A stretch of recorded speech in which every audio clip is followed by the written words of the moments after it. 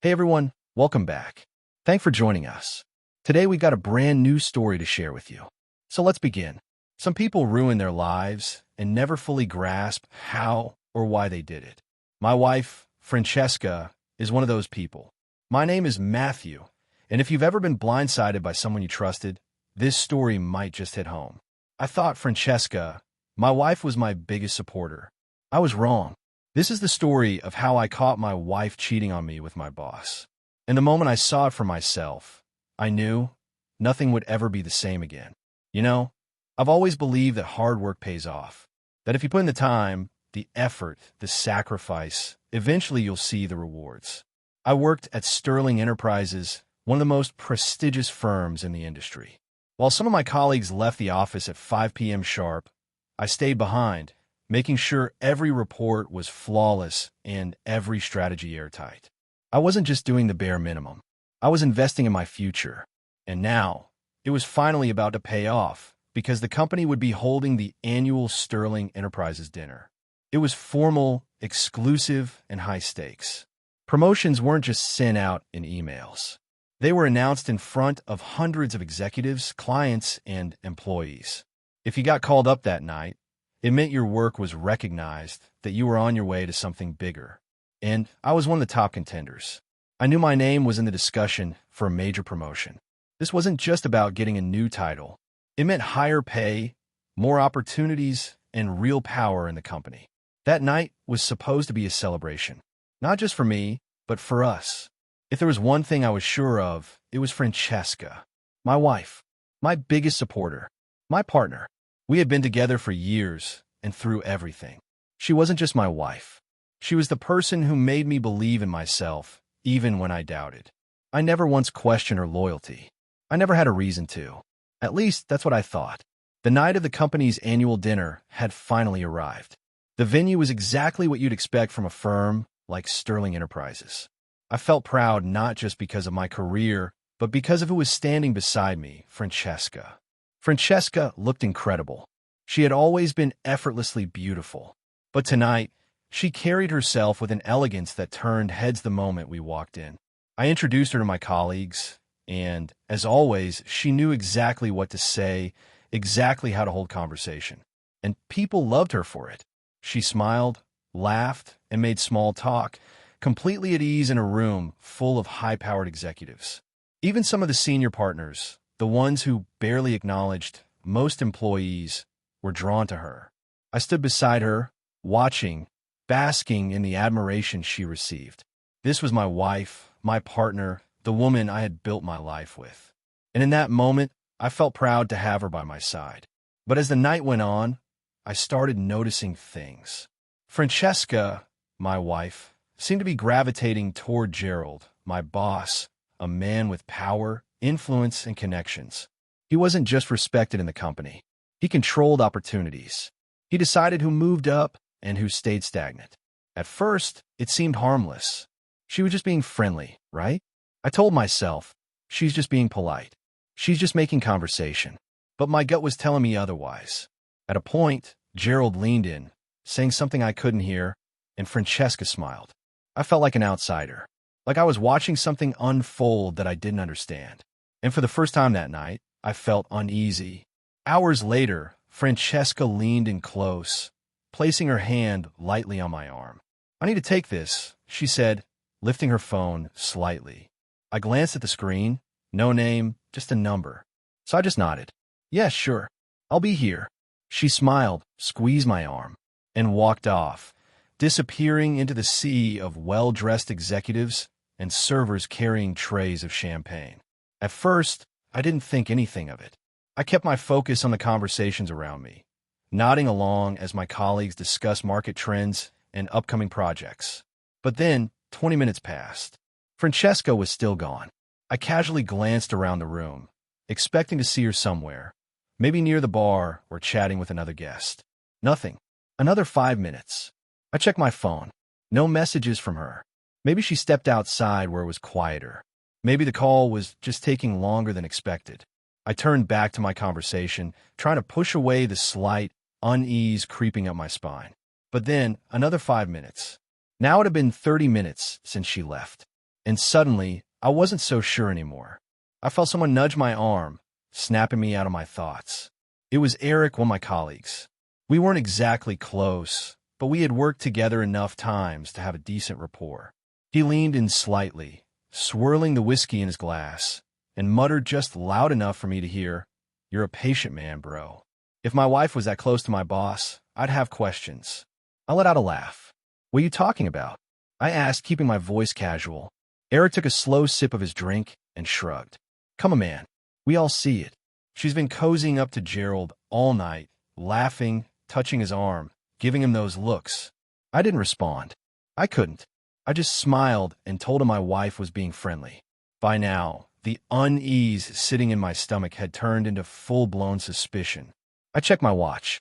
35 minutes had passed since Francesca had excused herself to take a call. I started scanning the room, looking for her familiar figure in the crowd of executives, servers, and colleagues. But no matter where I looked, she wasn't there. I checked near the bar, thinking maybe she had run into an old friend. Nothing. I glanced toward the balcony, a place where guests often stepped out for air. Empty. That's when it hit me. I hadn't seen Gerald in a while either. A cold realization crept up my spine as my mind started connecting the dots. My heartbeat picked up as I moved through the venue, my pace quickening with each step. The conversations around me faded into background noise. I wasn't even sure where I was headed. My feet just moved, driven by an instinct I desperately wanted to be wrong about. As I turned into one of the quieter hallways, I passed the restrooms, and that's when I heard a low murmur, voices barely audible through the thick doors. I slowed my steps, straining to hear, my mind already racing. Then I heard something else, a muffled moan. I took a step forward, then another, stopping just inches from the restroom door. My heart was hammering against my ribs, but I forced myself to call out, "Francesca?" Silence. I swallowed hard, my voice firmer now. "Francesca, are you there?" Still nothing. A rustling sound followed, the kind of noise people make when they've been caught doing something they shouldn't be doing. That silence, that hesitation, it told me everything. My patience snapped. I reached into my pocket and pulled out my phone, ready to call security if I had to. But before I could press the button, the door creaked open. Francesca stepped out first. Her hair was slightly messy, strands falling loose over her flushed face. The dress she had worn so perfectly earlier was now wrinkled, slightly askew, like someone had been pulling at it. Then, stepping out right behind her was Gerald. His tie was loosened. The top button of his shirt was undone. His face wasn't as panicked as Francesca's. It was tight, unreadable, like he was trying to assess how bad the damage was. For a moment, the three of us stood there frozen. None of us spoke, but we didn't need to. The truth was right there, staring me in the face. I felt nothing. No rage. No immediate outburst. I reached for my phone, unlocked it, and hit record. Today is the annual Sterling Enterprises dinner. This is my wife, Francesca, and my boss, Gerald. I just caught them making out in a restroom together. Gerald stiffened. Francesca gasped, stepping toward me, her voice breaking. "Matthew, please." I lifted a hand, cutting her off. I wasn't interested in excuses. I wasn't interested in explanations. I kept the camera on them for a few seconds longer, watching as their perfect little lie crumbled under the weight of the truth. Then, without another word, I stopped the recording and walked away. I didn't say a word to either of them. There was nothing to say, nothing left to fix. I didn't need an explanation from Francesca or a weak apology from Gerald. I left her behind and drove home alone. I didn't care about the promotion anymore. While driving, my phone buzzed, vibrating in the passenger seat. A text, then a missed call, then another. I didn't even look at them. I didn't want to hear her voice. An hour later, the door creaked open. Francesca stepped inside, her face streaked with tears, her makeup smeared. She looked like she had been crying for the entire drive. But honestly, I didn't care. She didn't even say anything at first, just stood there, eyes searching for me, desperate for some kind of reassurance, some kind of excuse to fix things. "Matthew," I held up my hand, stopping her before she could say anything more. "Don't." That was all I said. I didn't want to hear her explanation. I didn't want to hear how sorry she was. The moment I caught them, everything changed. The rest of the night, there was no yelling, no arguing, just silence. We didn't speak another word. I sat on the couch, staring at the TV with no interest in what was on. She stood by the door for a while, her body language pleading with me to say something. But I couldn't, and I wouldn't. By the time I went to bed, the texts and calls had piled up. Colleagues had somehow heard about what happened. Everyone wanted to know what had gone down and why I left early. I didn't answer. I didn't want to deal with the gossip or the whispers behind my back. I didn't need to hear it from anyone else. I woke up feeling certain that I was done. I knew Francesca was somewhere in the house, probably sitting in silence, waiting for me to speak, hoping there was still something left to salvage. But there wasn't. I got out of bed and took my time making my way to the kitchen. I found Francesca sitting at the kitchen table, her hands wrapped tightly around a mug of coffee that had long gone cold. She looked up the second I stepped in, her eyes bloodshot and swollen from a night spent crying. "Matthew, please?" Her voice cracked as she spoke, desperate, pleading. I pulled out a chair and sat down across from her, my expression unreadable. I didn't speak right away and didn't offer any sign of sympathy. I wasn't here to comfort her. I was here to end this. Our marriage is already over. My voice was calm, firm, and absolute. There was no anger left, no need for raised voices or accusations. The damage had already been done. Francesca flinched as if I had physically struck her. "No, Matthew, please, it was a mistake. I messed up. I know I did, but we can get through this. I love you." I let out a short laugh, shaking my head. "You love me? Was it just Gerald, or are there more?" She didn't answer. She didn't even try. And that silence? That was all the confirmation I needed. I exhaled, pushing my chair back as I stood. "Your stay in this house expires when the divorce is finalized," I said, my tone unwavering. "After that, we're done." Tears spilled down her cheeks as she broke into uncontrollable sobs, her body shaking from the weight of what she had done.